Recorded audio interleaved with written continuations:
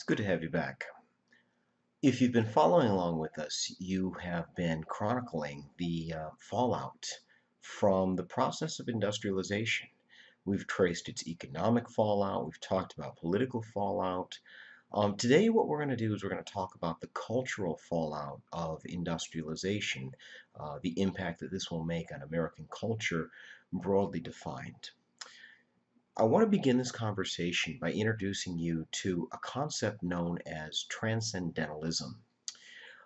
This is a long, intimidating sounding word, but it's actually pretty simple when you break it down. Transcendentalism might be thought of as an intellectual or even spiritual movement that is beginning to sweep across the northeastern part of the United States. If you're following along with me on the PowerPoint slide, you'll note that it does take root at Harvard University's Divinity School, but generally speaking, what Transcendentalism was driving at was a general protestation of the state of culture, especially with a focus on society. In short, what it was arguing was that God, your creator, was everywhere. God was in nature. God was in the sky. God was in the ocean. God transcended across the universe. God was probably not in these man-made churches that people attended on Sundays. Transcendentalism emphasized the idea that human beings were born good and could be made better. Its connection to this world of industrialization that we've been talking about is that it rejected this cold, hard, dollar-worshipping, calculating, market-driven world that emerges alongside industrialization. But more than anything else, with its faith in humankind, the idea that human beings could be made better over time, it emphasized the role that nature played in this process. The leading voice for Transcendentalism is a guy from the Boston area, a guy by the name of Ralph Waldo Emerson. Emerson is one of the most famous names in all of American letters, and what's really interesting about this is that for decades and decades, America generally was thought by these Western European countries, France, Britain, etc., as a backwater collection of hayseeds, people that cleaned out their ears with their carving knives, and they would take those same knives and use them to slice their meat. And then in the middle of the 1830s, you get what later literary scholars would call the flowering of New England, this beautiful literature culture, and Emerson really is at the center of this movement. Um, Emerson, like individuals that I'm going to talk about a little bit later in this lecture, was a student at Harvard University. And he was one of these guys that kind of became a professional student, if you understand what I mean, hanging out, attending lectures, just kind of continuing to rub elbows with the intellectual who's who of the preeminent institution of higher learning. It's in 1836 that Emerson is going to write this book that's entitled Nature. And in it, what he's going to argue is that it's through nature that one can purify oneself. And what we ought to be doing is not living in these soulless, industrial whirlwinds of cities. Lowell, Massachusetts, for example. Boston's another very good example. But man's natural place is in the wilderness. And if you retreat back into the wilderness, this is going to have a purifying effect on your soul. It's good for humankind to leave the industrial world, and part of that means the urban world as well. He'll make a very similar case in another essay that he's going to write in 1841 entitled Self-Reliance, that not only would there be a purifying aspect to natural living, but it would make you better in the sense that it would make you more self-reliant. But more than anything else, what Emerson celebrated in his writing was the concepts of freedom and democracy. One of his most famous students is another Harvard University student a guy by the name of Henry David Thoreau.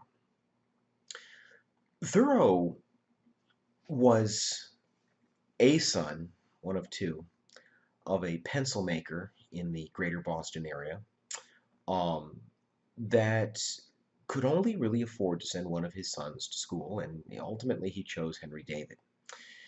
And Henry David never really got over the idea that it was he that was selected by his father, a man of modest means, and his brother, for one stupid reason or another, just didn't didn't get to come along for that joyride.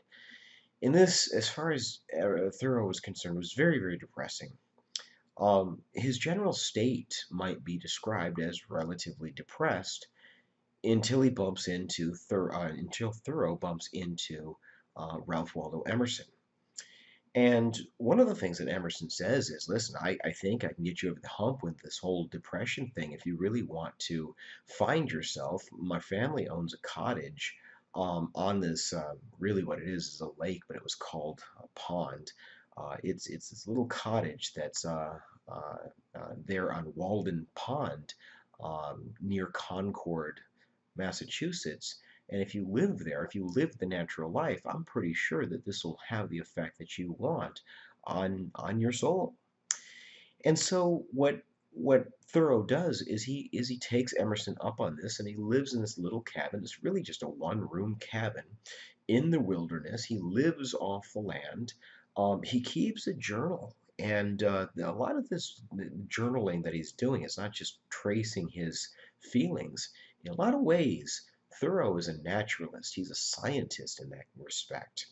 One of the things that I think often gets overlooked about this transcendentalism issue is the concept that you and I would call preservationism, or perhaps better yet, environmentalism.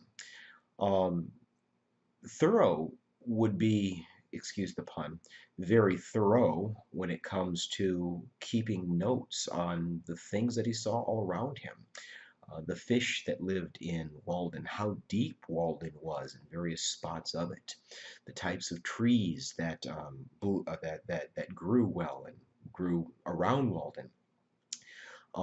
He took notice that a lot of that natural forest of Massachusetts had been hacked down to build these industrial boom towns that we've talked about in our class. And he brought up the whole issue of how is this having an influence on what you and I would call climate change. But speaking of that for just a second, some of the reasons that scientists and biologists know what they know when it comes to climate change, at least in the northeastern part of the United States, Henry David Thoreau has a lot of credit for that. Here's what I mean. Because of the notes that he kept over the few seasons that he lived there, he was able to note when some of these trees started blooming, when some of these flowers would shoot up under the soil. And hundreds of years later, scientists come along and they compare those notes that Henry David Thoreau was keeping to some of their own observations in the late 20th, early 21st century, and they notice that the trees are blooming earlier, approximately a few weeks earlier to be a little bit more precise. But as you can see, some very profound observations, and Emerson was absolutely right. It did have the purifying effect on Henry David Thoreau's soul, with one slight exception. Um, At the time that Thoreau is living in this little cottage in Walden, the United States had gone to war with Mexico. We're talking about the middle of the 1840s. And this was a war that was deeply opposed generally in New England, but especially amongst its intelligentsia, Thoreau included. People like Thoreau viewed the war with Mexico as nothing more than an attempt to grab Mexican territory and use it to expand the kingdom of slavery, which they pretty much universally opposed. And so, to really get his point across, to demonstrate his opposition to the war, he stopped paying his taxes. And he encouraged other patriotic American citizens to stop paying their taxes as well. And what he hoped to create would be a social movement whereby if the government's not getting enough of that tax base, it's going to not be able to continue on in the war. It turns out to be a costly idea. He goes into Concord on one occasion, and he bumps into a guy by the name of Sam Staples, who arrests him for tax evasion. He's the tax collector. Thoreau hadn't paid his taxes in months. And he's in jail when he's visited by his one-time tutor, Ralph Waldo Emerson. And he's kind of doing one of these when he walks in. It's one of those Thoreau, what are you doing in there? You look like a bad townsman. You look like a bad citizen. And I think Thoreau's response to Emerson was entirely appropriate. No, Emerson, you got that quite wrong. The question you should be asking is, why are you out there? You should be in this jail cell with me. You know what the government's using these tax profits for. So Emerson is going to pay the tax for Thoreau. It's going to spring him out of jail. And in the aftermath of him being freed, he's going to write one of the most influential documents in all of American political history. It's entitled The Rights and Duties of the Individual in Relation to Government. You call it civil disobedience. And what it ultimately argues is if you have an unjust law, you, as a good patriotic citizen, have an obligation to break it. You need to break that law. That's essentially what he was up to by not paying his taxes. Now, for those of you that have a little bit of background in American history, you're probably thinking of people like Martin Luther King. You might be thinking of people like Cesar Chavez, who broke a law to establish a labor union in places like California. And so this is a good example as to what I mean by the profound impact that Transcendentalism is going to have on American life, political, social, cultural, or whatever you want to use to define it. Margaret Fuller is another name that I'd like you to be mindful of when it comes to this Transcendentalist movement. Fuller today would be described as a feminist. She was a transcendentalist in the day, and she was also an author.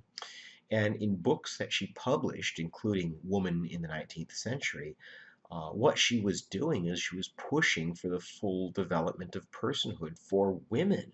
We've talked about this in this class before. People like Judith Sargent Murray, people like Abigail Adams, people like Harriet Martineau, that were arguing that women, in addition to men, need to be able to develop as high as their talents would take them.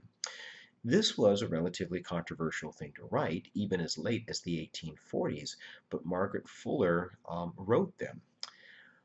All of this is going to come together in this transcendentalist endeavor to create the perfect society in rural Massachusetts, a project that comes to be known as Brook Farm. Brook Farm was seen as this utopian communal experiment in living the rural transcendentalist natural life. They were trying to create the perfect society. They were doing it by breaking away from the consumer-driven, market-oriented world of Boston, retreating into the wilderness. They were doing it by not working for profit. You're going to build homes not because you hope to make a profit on them. You're going to dig wells not because you hope to gain a payday, but you're going to do this for your fellow man. You're going to build homes, he's going to dig wells, somebody else will raise corn, and you all live happily ever after, the end. All the leading voices of transcendentalist movement were there. The problem with this is these guys are very good thinkers. Many of them are very good speakers. They're very good writers. They're philosophers. And what philosophers generally tend to have in common is they're not the greatest carpenters. They don't really know a whole lot about farming. They're probably not going to be the people that are going to be able to build you homes and stabilize society, generally speaking. Now, where I'm going with this is pretty obvious. Brook Farm failed.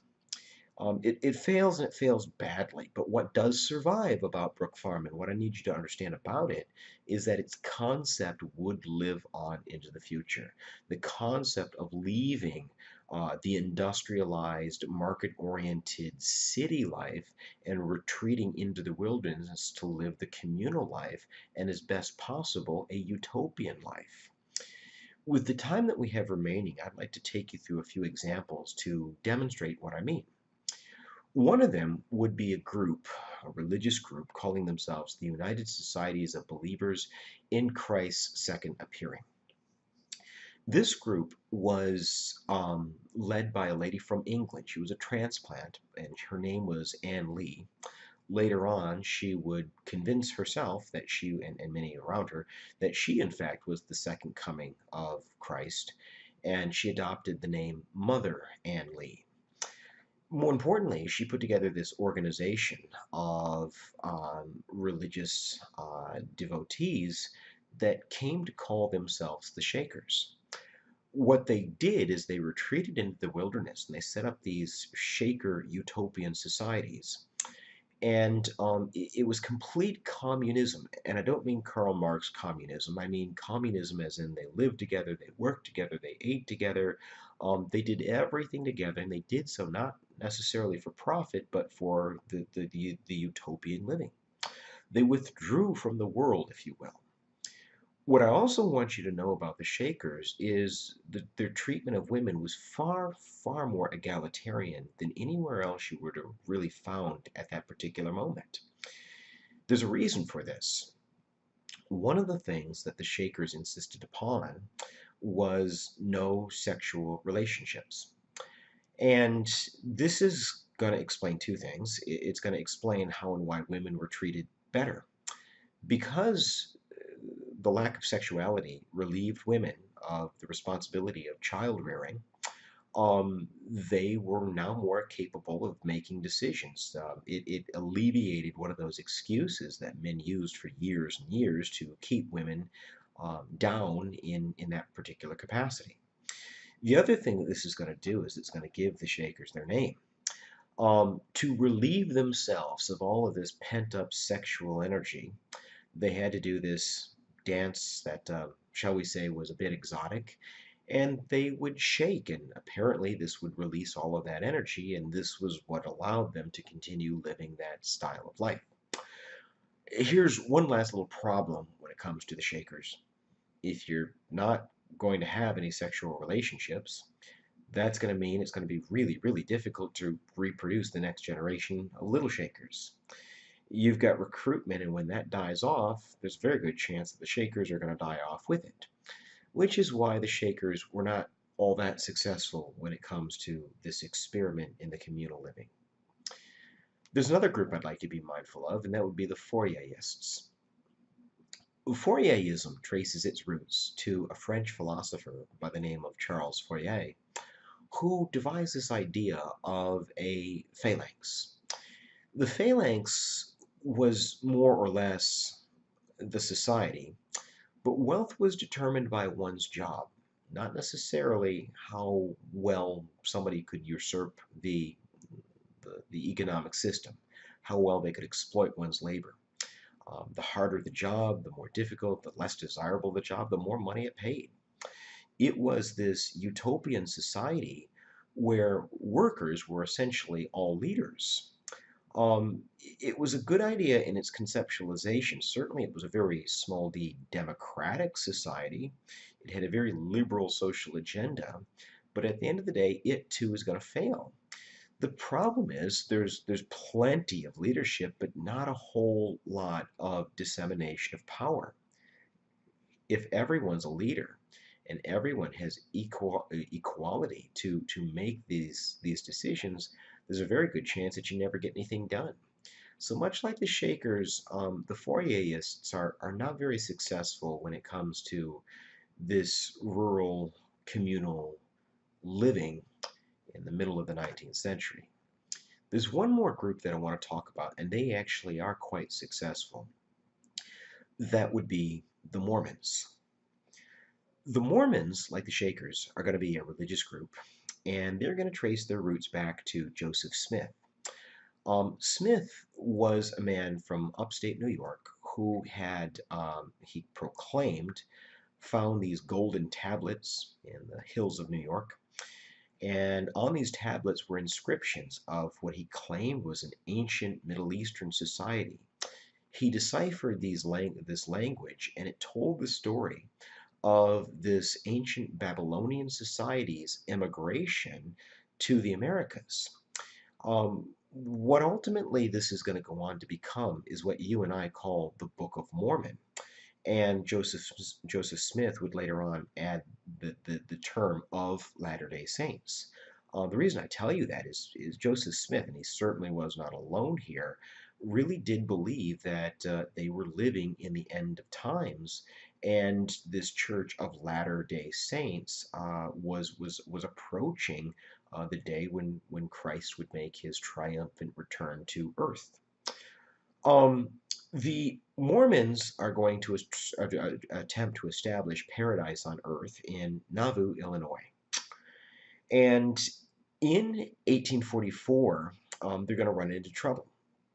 And the trouble is ultimately going to revolve around a concept within Mormonism that Joseph Smith greenlights, and that is polygamy, the taking of more than one wife. Now, Joseph Smith, in case you're curious on this, called this the taking of spiritual wives, that it was encouraged to have more than one wife for one husband. The state of Illinois basically says you can't do this, this is illegal, and Joseph Smith, in short order, said, I answer to a higher power. The state of Illinois goes ahead and they arrest Joseph Smith, and later on an angry mob would assassinate him in the jail cell. It's going to be Brigham Young that will lead the Mormons out of the state of Illinois and into the, at the time, Mexican state known as Utah today. And it's going to be in Salt Lake City that the Mormons are really going to be successful in establishing their church. But the Mormons, unlike the other two groups that I've told you about, they are going to be successful primarily because they're going to have a very conservative agenda. Their agenda generally revolves around reproducing, taking spiritual wives and having children within those relationships, and a very hard work ethic. And anytime you've got those two things, populating the earth and being very productive, you're generally going to be successful. And it's one of the reasons that you probably have heard of the Mormons and the Church of Latter-day Saints, and you probably have not heard of the Shakers or the Fourierists. The Mormons are quite successful, whereas the other two groups were not. But in any case, I want to end this idea here, guys, that what Transcendentalism really does, in my opinion, it's a very well-educated opinion, but still, in my opinion, what it does is it really makes people think. Think critically about the world around them, think critically about accepted social norms, think critically about institutions that for generations and generations have generally been accepted as not only normal, but also quite good. You might know what I'm thinking about, what I'm driving at here, but certainly you'll understand when we pick it up in our next lecture. For right now, that's all I've got. Hope to see you again soon.